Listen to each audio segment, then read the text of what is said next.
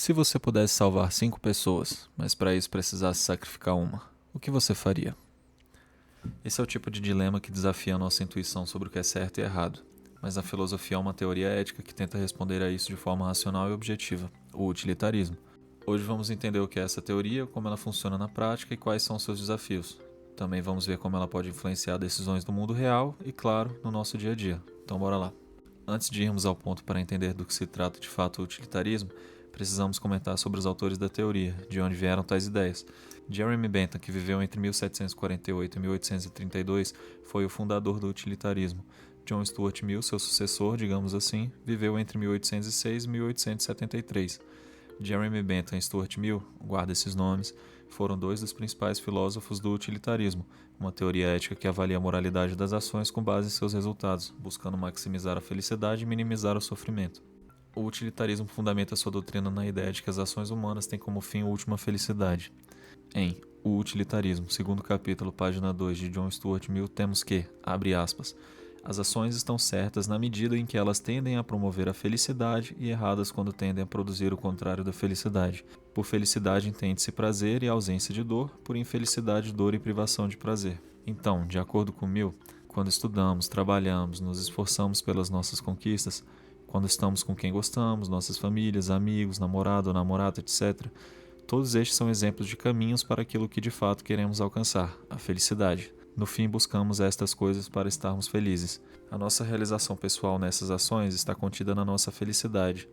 Do contrário, é a mesma coisa. Se a gente evita ficar doente, se machucar, brigar na rua, é também pelo mesmo motivo, para que a gente assim evite as possíveis dores que essas ações provocam. Mas o utilitarismo não trata da felicidade numa realização a nível pessoal. O utilitarismo segue o princípio da maior felicidade, ou o princípio utilitarista.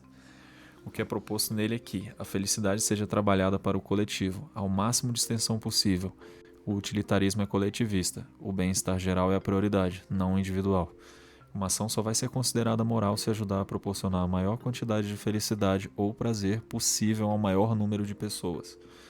Mas se liga, no coletivo a demanda da maioria é diferente da demanda da totalidade. Como assim? Você me pergunta, jovem padawan.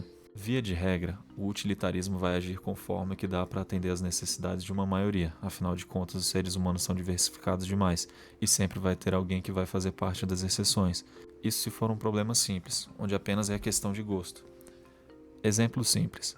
Na sua família tem 4 pessoas, você, seu pai, sua mãe, seu irmão, e aí na hora de escolher a sobremesa, as outras 3 pessoas, o sabor favorito de sorvete é flocos, mas você odeia flocos. Eles não vão deixar de comprar o sorvete favorito deles para poder atender uma demanda só sua, né, irmão? Então eles provavelmente vão comprar o sorvete favorito deles, o de flocos, e você vai ficar chupando o dedo porque ficou sem uma opção que gosta.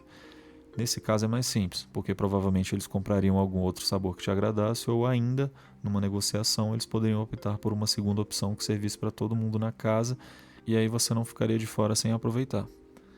Mas nesse caso, se só houvesse dinheiro suficiente para comprar um sorvete, só uma opção, e para isso é necessário um ponto-chave para a doutrina dar certo, a imparcialidade. O bem-estar coletivo é a prioridade, e para isso precisamos nos abdicar de um senso de parcialidade para tomar nossas decisões, mesmo que isso signifique um certo sacrifício da nossa felicidade em prol de uma felicidade no alcance maior, para todo o grupo ou sociedade. O que significa que, dentro do utilitarismo, seria de certa forma um dever seu abrir mão de tomar um sorvete de sua preferência se só houvesse dinheiro para o de flocos, e se ele aqui nesse caso deixasse feliz a maioria na sua casa. Ah, mas isso é injusto, eu não recebi absolutamente nada nessa história. Você provavelmente está pensando agora. Nesse caso então, imagine que um governante precisa tomar uma decisão importante, em que ele só tem recurso para poder atender a uma demanda. A imparcialidade vai ter que ser o norte que vai conduzir a decisão desse tal governante. Ele não pode, em hipótese alguma, levar em consideração os afetos pessoais dele para tomar a decisão importante. Obviamente porque ele consideraria favorecer aqueles que têm relação direta com a felicidade dele, entes queridos, gente que ele ama, por exemplo. O exemplo do sorvete foi bem simples, mas e se o dilema fosse outro e o caso fosse mais radical? Imagine que você é o governante de uma cidade atingida por uma enchente devastadora. Os recursos do resgate são limitados e você precisa decidir como utilizar eles da maneira mais eficiente possível. Você tem 2 opções: enviar equipes de resgate para os bairros mais populosos, onde tem mais pessoas em risco, o que salvaria um grande número de vidas, mas significaria deixar pequenas comunidades mais isoladas sem ajuda, resultando em mortes nessas áreas. Ou distribuir os recursos de forma igual entre todos os bairros, garantindo que ninguém seja completamente abandonado.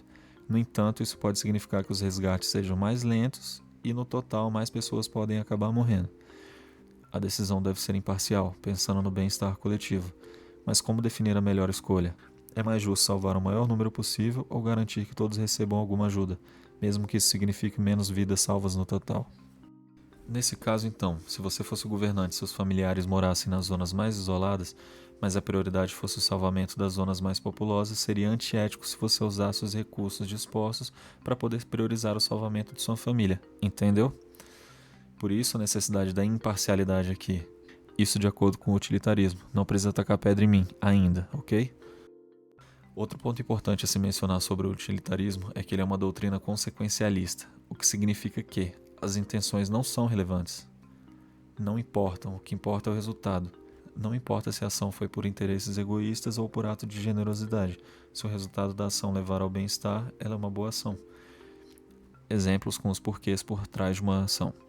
Dá um presente a um amigo porque é de bom grado, porque assim ele vai ficar devendo um presente ou favor a você, se é porque você espera algo em troca ou se porque ama ele, objetivamente não fazem diferença.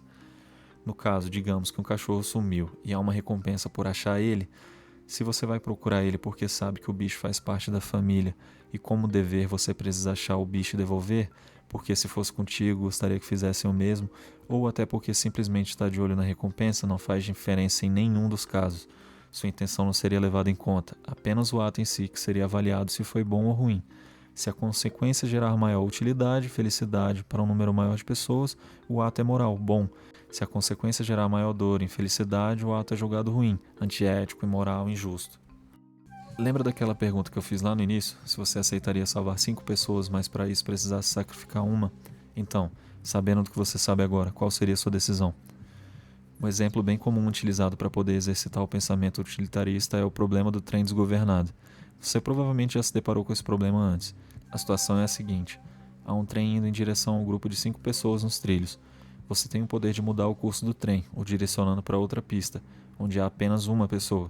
Se você tomar tal decisão, uma pessoa morrerá. Se optar por não tomar a decisão, 5 pessoas irão morrer. Relaxa, eu não estou aqui para te julgar. Independente da sua decisão, a proposta é o exercício mental. Quando você faz esse exercício, você está avaliando a consequência da sua ação.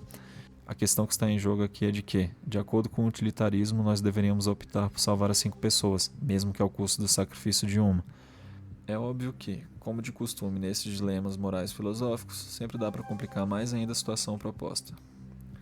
Se no hospital o médico está com um paciente gravíssimo e outros 5 esperando um atendimento mais leve, o senso comum é o de urgência no atendimento do paciente mais grave, certo?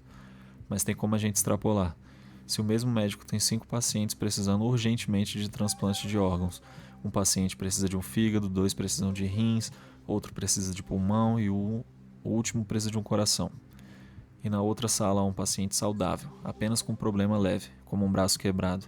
Seria certo tal médico matar este paciente com uma condição boa de saúde para poder salvar os outros 5 pacientes em estado grave e urgente? Relaxa, dessa vez eu só vou te deixar pensando sobre o dilema e não vou te pedir uma resposta.